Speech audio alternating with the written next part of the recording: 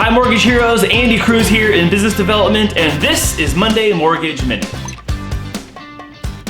Welcome back to another Monday. It is Monday, October 5th. That sounds crazy to say, it's already October 5th, but it is, and we're coming into full swing of the fall. We are just weeks away from the election. We have Thanksgiving and Christmas coming up. That just sounds like totally crazy. And here's the thing, this time of year, people usually, if you've sat on the sidelines, they're like racing off the sidelines trying to make something happen before the holiday season, before family comes in town, before you leave town.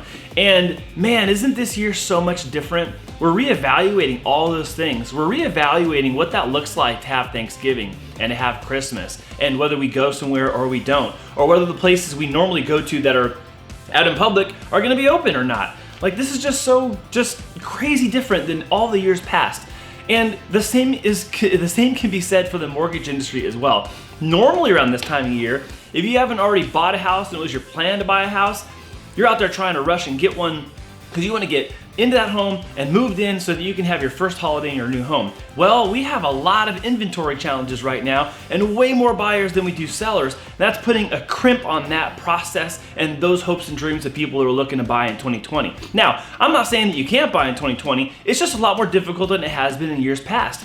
And for those of you that were gonna just refinance because you needed to or because the market was good, most of you have already done that too. But I also know that rates are going to continue to stay low going into the slower seasons, which I don't know are gonna be slow this year.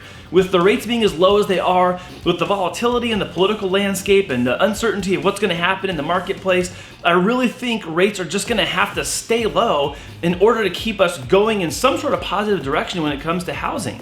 We have forbearances that are going to start expiring and then could get extended for people that took it back in April. You have rent eviction moratoriums that are going to, once again, they expired, then they got extended. Those are going to expire again coming up in a couple months. So we have a lot of uncertainty happening, and I think right now the only silver lining in the whole thing is that home prices are staying stable and mortgage rates are low, which sounds crazy to say amidst all the things that are going on right now, but they really are the two kind of pillars of stability in what is otherwise a completely unstable and uncertain marketplace. So those of you who are watching this and you're like, hey, I wanted to buy a house, or my plan to buy a house next year, it is to your advantage to start that early on. It not only takes longer to get a house now, but we don't know what lending guidelines are going to look like in 2021.